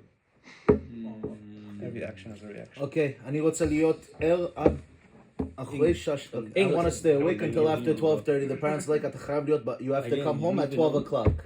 Okay. Okay, Ina, how does a Bachar deal with that? I'm gonna come home. I'm right now finishing Seder Yeshiva. I'm right now finishing a sugya. I'm gonna come home. You send them a picture. I'm learning, and when I'm done, I'm gonna come home. But if you're gonna say I'm with the boys now and I'm eating and I'm chilling and doing shtuyot, well, you know what they're gonna say? If you're not home now, you're sleeping outside. So then, the reaction is based on what? Your action. So you have tlunot on who? You really have to have a tluna on yourself. You know when your parents will start leaving you alone? You know, there are people that are married and their parents still don't leave them alone. You know when they stop? When they see he became a man. When they see he's doing his decisions, you can't already. There's nothing I'm gonna say that's gonna get him to go crazy. He's doing whatever he's doing. But there are people, their parents, they're married 30, 40 years until today. You wanna know why? They never grew up. So the parent feels, I still have to baby him. So the problem is us, Rabotai. We have a tendency of blaming the world. Look, you point. How many fingers pointing back at you? 3. Habibi. Rabbi Sai, fix you, structure you. My mother doesn't let, my father doesn't let. He's gonna make me go work here, work there. No, Habibi. So you're going like this, right? Say you. That's why Bukharians go you, right? Or they do like this, right? 2 for you, 2 for me. Right? So that's something we have to ask. That's something we have to ask ourselves, right? I know a guy. He came to me, says, I'm going on a shidduch, but the girl, you know, he's a matmid, he wants to learn, but the girl said, you know, maybe a year she'll let me. I was like, is that the life you want to live? No. I said, so why are you even entertaining it? Next. Or maybe I'm not gonna find. She was, you know, maybe, you know, this is the right one. You're settling because you're scared of what? Oh, that means you don't believe.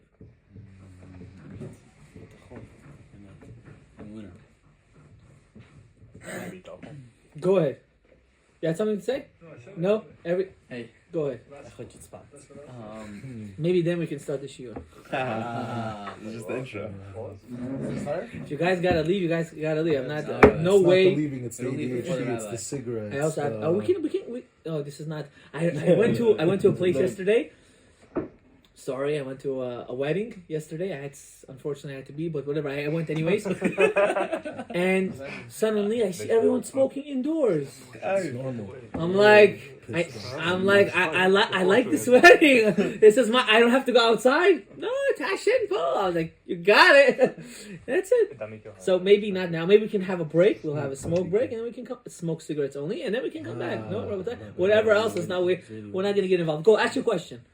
My question goes like this: person comes back to America and he wants to know how he doesn't lose all of his values and growth and everything that he gained in Israel. How can it continue? So I'm gonna answer you. If you're scared you're gonna lose it, you never had it. No, let's say you have it in the safe. You just gotta lock it. How do you seal it? You don't need to lock it. How do you seal it? You don't need to lock it. It's yours. It's yours. Habibi, if you grew certain kelim here, no one can ever take that away from something that you did in a habit or whatever. The good habits. That means you never had it. From good habits to something that's I'm telling you, that means you never had it. Kelim means I owned it. They're mine. This is me now. This is who I am. Identity. Right? This is who I am. But if you're saying, I'm scared I might lose it, you never had it to lose it. You dreamt of it. You think that's what you're going to... Why is everyone going to act good when they get back to Israel? Because I have to give an impression. At least they can't look at that. I was wasting so much time. So, okay, 1 day, 2 day, 3 days, time zone, I'm changing. This, that, before you know it. Labadon. How do you stop that? It's called locking in. You got to be a met. You got to grab those kelim, and this is who I am. No? If this is not who I am, then what am I doing? The biggest fool is a person that lies to himself. The greatest fool is a person that lies to himself. I had a guy came to me. Shem Menachem. I'm sorry for saying this. He was such an ugly guy. I don't know how God can create such an ugly human being. I'm sorry. He's ugly. He's nothing. And he's looking at himself. He says, "Rabbi, I think I'm so beautiful." I looked at him. I said, "Are you joking with me?" Beauty's in the eye of the beholder. You got to be joking. Now this guy's a drug addict. He really looked like half like that, right? No, but he wasn't high or anything. And he's telling me, I think I look beautiful. Humble guy. I said, it's either you're smoking or I'm blind. Something doesn't make sense in this conversation. You have to understand, you can't lie to yourself. You can't lie to yourself. Am I emet or I'm not emet? I take it till you make it, no? No, he's right. He has a point. Oh no, he's not saying that. That's not what he's saying. He's not saying. If you manifest it to the point where like you think it's reality, right? It could not be, but Fake like it till you make it. exactly, yeah, sure. Okay, so I'm gonna answer you. Sometimes you never stop faking. I'm gonna answer you. You're not making it then. You're not making it. Until you make it. It's not You're not making it because that's a reality that you build yourself. That's not a fact. If you need to fake it, you didn't start to begin with. Now, what you could say is, I'm going to try my best to succeed, but then that means you're not faking it. You're working on yourself. That's different. That's called avoida. That's called working on oneself. And whatever it is, business, learning, family, kids, wife, all aspects of life. But to say I'm faking it, you can't make anything because you started on a foundation of lies. So then what's the emet? What's the emet? You can't build on something that's not true. That's my opinion. I could be wrong, but Does it not take like years for you to like build it up to the point? sure. But where did it start? We all want the reward. We don't want the work. You gotta work. I worked hard for this. I worked very hard to get where I am today. It didn't come overnight. Do you know how much I had to work on myself? I'm not perfect. I'm far from perfect. But I worked hard. I didn't allow people to bash me. Or I allowed them, I just didn't allow it to affect me. That's what you have to do. But the rabbi said that if you did something that you like weren't doing before, like let's say like you came home and then like you did something and you said that means that was never you. But it takes like years to get to that stage of when No, it becomes you when you make the decision that this is you. Now, you'll have challenges on the way, right? Like, let's say you're waking up for shacharit. From now on until you leave, making sure that you're going to get up for shacharit. Example. If majority of the time you're doing it and you have a slip up, that's called working on yourself. I understand that. But if your slip up becomes habit already, you say, I'm really working on it. No, you're not. You're lying to yourself. Hiccups and slip ups are part of growth. But once you master it, the hiccup will never be there anymore. Because you mastered it. What's your question? I know we just, are we saying that you should just, when you have a bad habit or whatever, you just stop and just, how do you just do that? Okay, so I know what you're talking about. Yeah. Anyone that has social media, no, I'm not saying you do. Anyone that has social media, that includes Telegram. I don't know about WhatsApp. WhatsApp also things can be sent around, but that includes what's Telegram? The blue kind of arrow situation. Telegress. It's unfiltered. It's much different. It's much different than WhatsApp. WhatsApp is still somewhat monitored and but Telegram is like it's Shady. It's very shady. All the scammers use Telegram. Fortnite Don't ever forget that. When someone says send you money, do this, do that, use Telegram, right away, no, off. I'm not joking with you.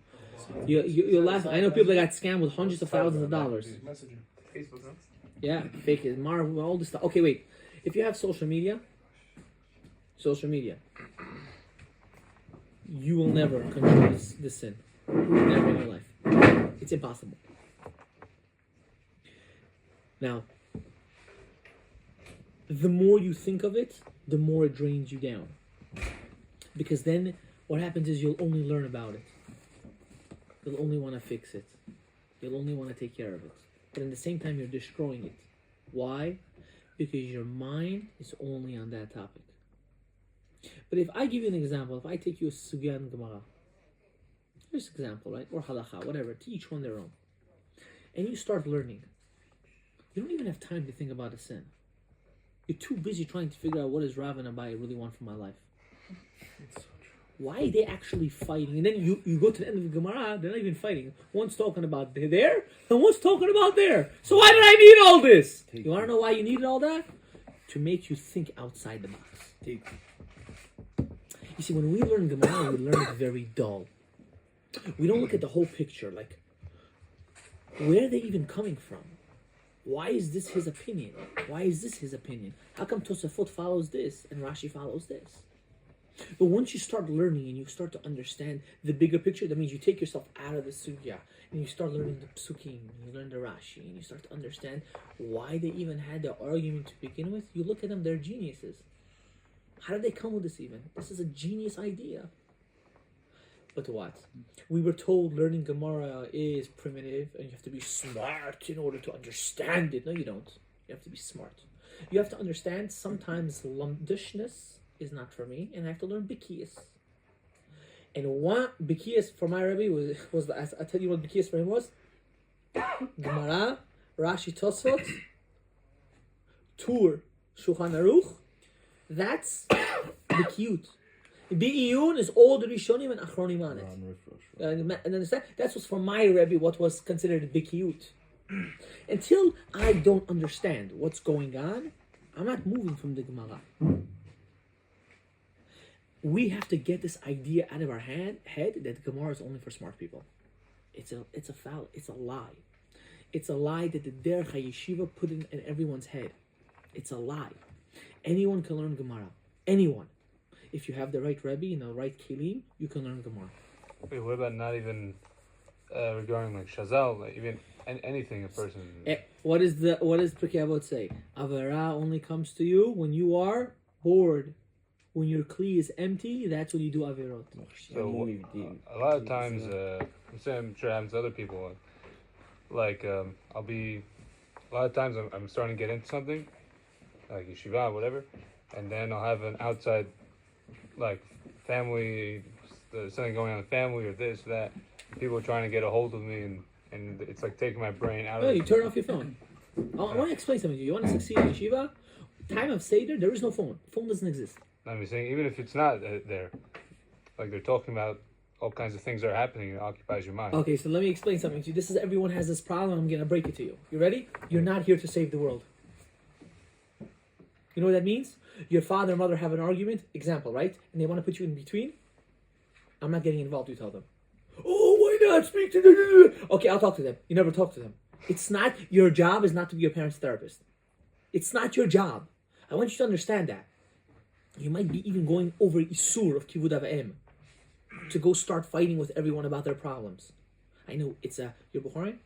You're what? Iraqi. Same thing.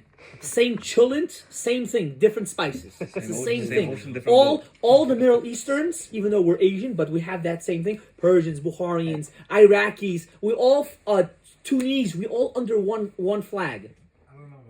What? I didn't say Syrians. Oh, you're a primitive Syrian. Yeah. I didn't say Syrians. I'm sorry. Shh. Calm down. I didn't say Syrians purposely. Okay, well, 1 second. See, I know my clientele a little bit. Wait.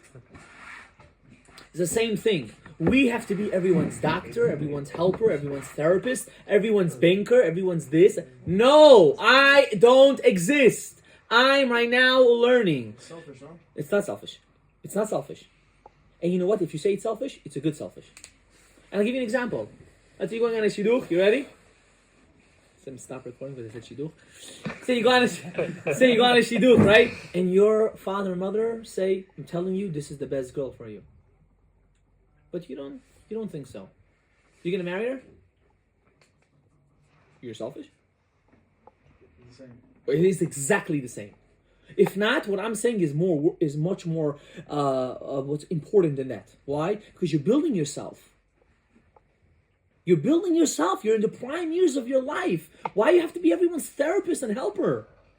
There's a time for all that. You want to help? There's certain things you could help. Store groceries, taking out the garbage, yeah. But not to be everyone's therapist and no, that's not your responsibility. I know, I'm sorry for saying for a Sfaradi to say this is like criminal, this is the most criminal offense, right? Why else did we bring you to this world? No, you didn't bring me to this world to be an Evid. You brought me into this world to give Nachat Ruach leYotzreinu. That's it, to our God.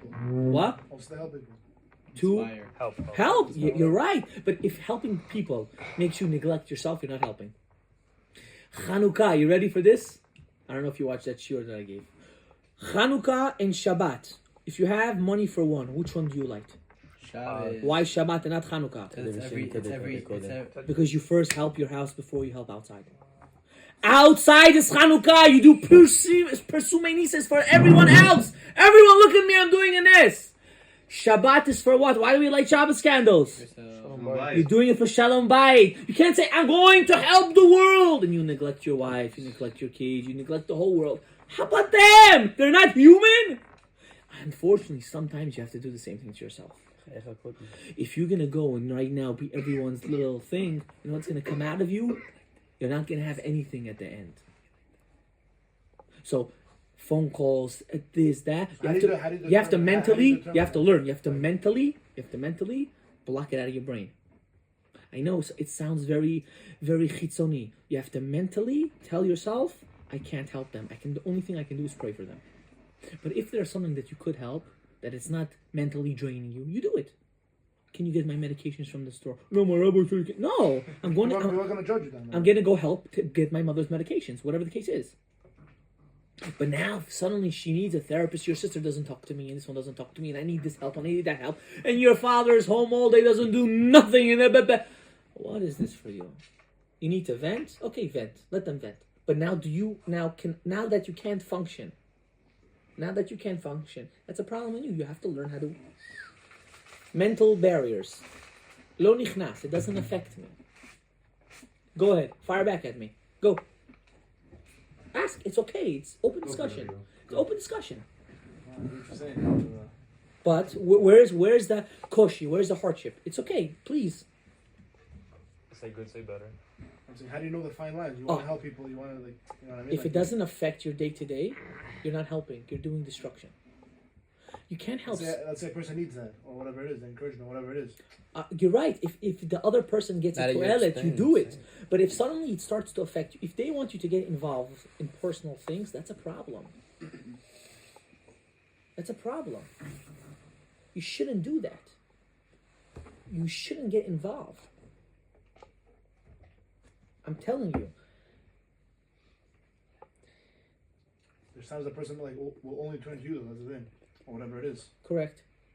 So if you can help them mentally by speaking to them, I understand.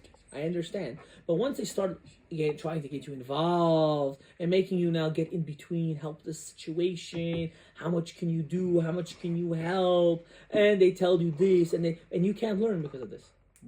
Let's say you can't function, but you're helping them. You're not helping them. Some people need medical help. I want you to understand that. I know we live in a culture that they deny medical help. If you go to a therapist, you're a shrink. You become crazy. Oh, they don't issue that. Oh, he became mentally ill. He needs to go to therapist. I don't think it's that. Whatever. We're not gonna get into that, right? The guy, he tcharfen. He became retarded, right? That's why he's going to the therapist, or that's why he's speaking to the rabbi. I'm sorry. I think it's a big mistake because it doesn't end. You know what happens? It starts to affect your wife when you're gonna get married. It's gonna start affecting your kids. Then it's gonna start affecting how you want to hashkafically raise them. And before you know it, you're just a bystander, and your kids are listening to other people instead of you. I'm telling you, I have a bit experience in this field, just a bit. Help until it starts to affect you. When it starts to affect you, you're not helping. You're destroying. I'm telling you. I know it's totally hefech of what we are taught, because we were taught a kivud ava'em of slavery. What does that mean? You have to do everything for me. No, I don't. To the point that the halacha says, if you know what you're required in the old age of your parents, right? You're required to feed them and clothe them with their money, not with your money. You want to be a good son, you want to do it with your money? Alecha baracha, you should. The truth is, you should do it with your money. But the halachic requirement is their money, not yours. Where's your chesed? They need your help. The Gemara says there's a fine line between abuse and help. And we don't know the difference. A lot of people don't look at it, they just look at the situation. You know what I mean? Because they're reacting through emotion, not through logic. When you act through logic, everything else changes. There are many people that are they're very emotional, so they start venting and they say the whole thing, and suddenly you say, okay, it's out of your system. Can I call you back tomorrow, the day after? You call them 2 days after. Okay, let's reconvene then. Oh no, it's okay. Everything's fine now. What just happened? Nothing changed. You know what she just needed, or he needed? Just someone to listen. Duh. Instead, what do they tell you? No, do something about it. Do it now. Are you? Relax. Take a day. Breathe. Before you break bridges and burn bridges between people, relax. What's going on? What happened? But if it's how he's saying it's dragging you down, you're not helping. You're not going to be able to function, Habibi. Forget about being a learning person, even a working person. Even a working person. Imagine you're seeing in the middle of your growth, right? Let's say correct. somebody already has... In your growth. How are you going to allow that to happen? You're draining yourself down. I believe in the utmost kivud. I live, for now, at least now, I live right next door to my parents. We share a wall. Whoa. I want you to understand that. I'm not telling this because I'm crazy. You know, my father lives over here, and I live over here. That means anytime I yell, they hear it. And anytime they yell, we hear it. To that intensity, that's how we live. So I'm not telling you this because, I want everyone to now make a whole Hafgana, go against your parents. I never said that. But I'm saying your job is not to take mental abuse. And if you feel you're getting mental abuse and you can't tell them to stop, you have to make it that you train yourself that you shouldn't be affected by it. You can't allow it to affect you. Because you know what? I'm sorry to break it to you. You're going back to America. You ready? You ready for the criticism? Because most of it is going to be from the people you love. Most of it is from the people you cherish. And that's what breaks people. It's a test. The first week, 2, 3 is all a test to see are you true or you're not true to yourself. And that decision can be made in 1 second. The action takes time, but the decision is made in 1 second. You have a gold mine opportunity. Gold. You're never going to have this again. Orech.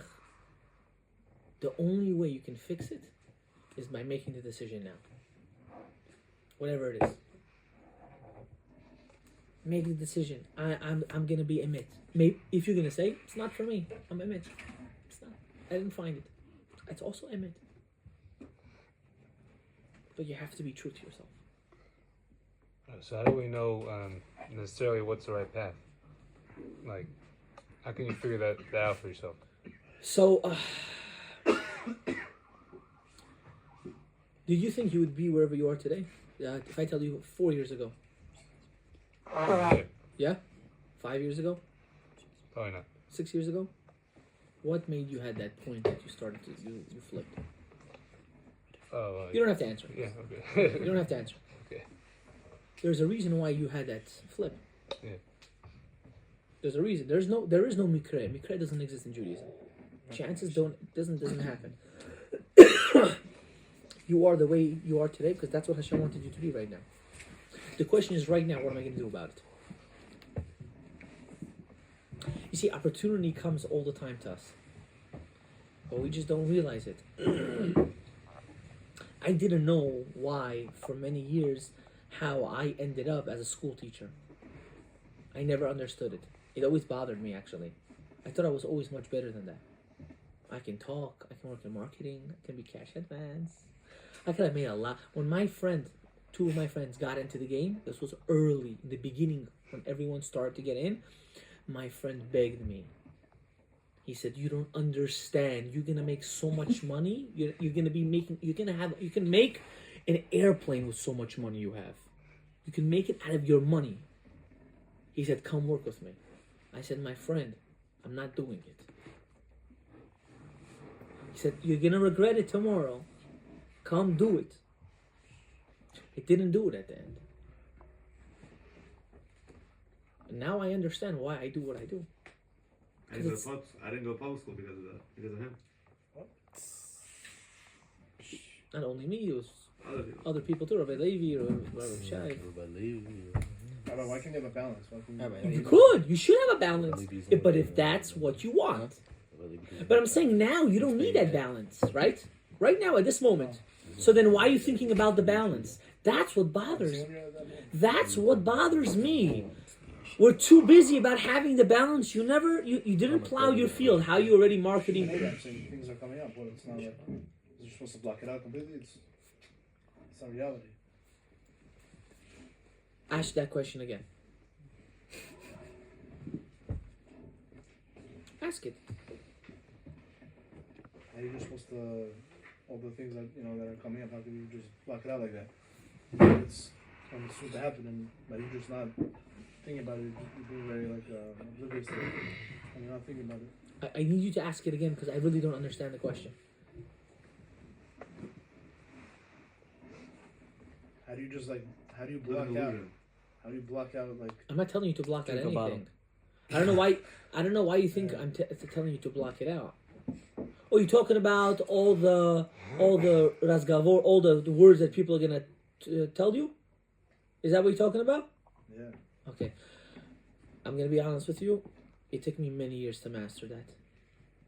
I'm not gonna lie to you. To hear criticism and to ignore it. That's what you're talking about. It took me many years. I'm still working on it. There's only 2 people in this world now that can say something to me and it will affect me. Everyone else in the world, I wouldn't give a hook. Only 2 people. 2 people in this world that would tell me something and it would eat me for days even. It's extremely difficult. But you have to start by having a Rebbe. Because your Rebbe sifts out between what's right and what's wrong.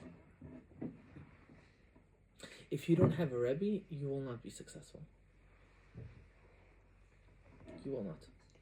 And even people that are very wealthy, I was in an office with someone that was very wealthy the other day, a friend of mine. We actually went to elementary school together. Very ironic how the world just turns around.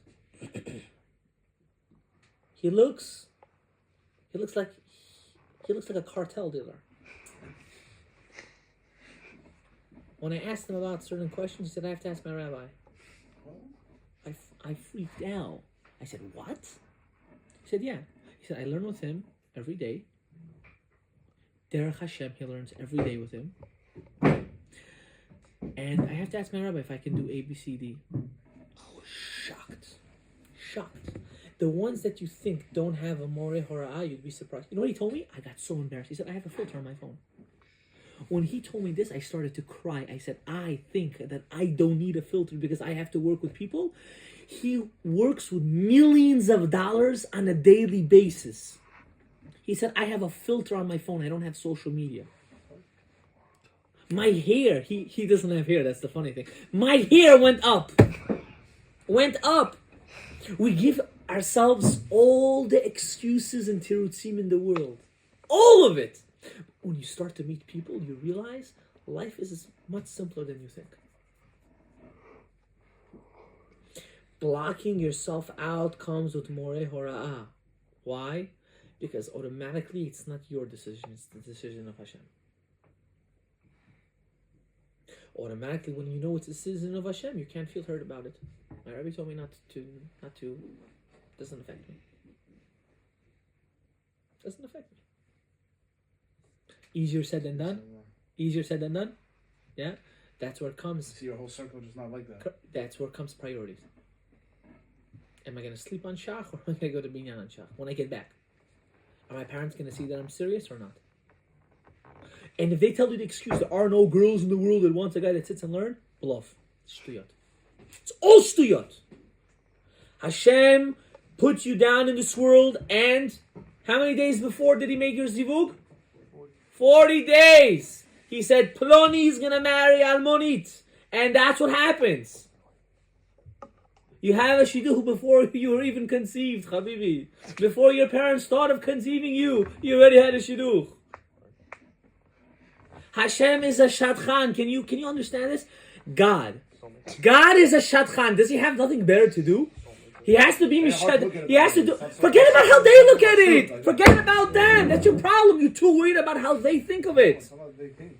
You're not supposed to care about how they think. You're not supposed to care how they think. The reality is a fact, and the fact is there's someone there for you. And once you're ready to go on shidduchim, and you contact the shadchan, they'll find you a shidduch. That's another sugya. We're not getting into that right now. Yeah. What about all the people that go through hell in shidduchim because they ended up learning and now they have No. an issue You know why those people go through hell? Because they say, "What if there's better?" That's why. Yeah, but I'll tell you, somebody you know yourself, he's already like 28, he's still not married, guy has beard, peot, learns all day, he's doing his rabbanut right now. I'm gonna tell you. When a person's too picky, it can't be that you're 28 and there wasn't even one person that was ready for you. It can be there was one person that the guy went out with, and not even one would be good enough to marry. I don't believe in it. I'm sorry. Maybe for him, Hashem. Okay, it could be that he got rejected. It could be that he got rejected. It could be he got rejected many times, or she rejected him, or whatever the case was. But it cannot be that you are dating. You're in the shidduch world for 7 years, let's say, 7 years, and he's not married. I don't believe it. You know what the problem is? The what if. You know what the what if? What if I'll find better? What if I can get more beautiful? What if she has more money? What if and what if and what if? Hashem is a shadchan, so he makes it. He also gives you a choice. He also gives you a choice. But if you're gonna say what if, you took away your choice. We live in Hollywood. We want to be the greatest Talmid Chacham, have all the money in the world, and make our wife crack everyone's neck when she walks. That's what we want. Yeah, it's true. We want everyone to go, wow, Habibi, look at the trophy wife. How did this guy get it? Look at him. He's learning all day. And then we should all go just fake it till we make it in the yeshiva until we get one of those. Shtiyot, Habibi. If you're true to yourself, you'll get it. I'm telling you, you're lying to yourself. It's the what if. And I know many guys like that, not only one. I know many guys sitting and learning in Torah and yeshiva. They always say, what if? That's fine. What if? Why are you saying what if? Maybe I'm going to find someone better. You're an idiot. You're an idiot. You know, the problem is, too much variety causes a problem. I'm not going to get into the shidduch crisis right now. But when there's when a shadchan gives you a pamphlet and says, pick the one you want, that's when the problem starts. So you're telling me my parents should just say, oh, this is the girl you're going to go out with, or the rabbi, this is the girl you're going to go out with, v'chalos. I'm not saying v'chalos, I'm saying if a person... First of all, I am a big advocate that your parents should set you up. I'm a very big advocate. I'm not an advocate of what's it called? Of shadchanim. I'm sorry, that's my personal opinion. Really? That's not my my personal opinion. Now, in certain circumstances where your parents don't have eye to eye to your wants and needs, maybe not. But if your parents have some dat, I think they know you very well and they'll set you up with someone that's really good. And you don't think, and the mother isn't thinking about who she wants as her kudo at the same time. This is something you're telling me? Okay, so now let's get into the nitty-gritty. You ready for the dirtiness? Oh, you want? Someone wants to leave? Okay, so let's do Zimun first. Yeah, you asked a good question and Zimun starts. Right on the bullseye. Guys, who wants to Zimun? Whoever wants to leave, I want them to leave. mean, Continue the recording or No, turn it off. Part two. Robert didn't start the shit. I didn't start my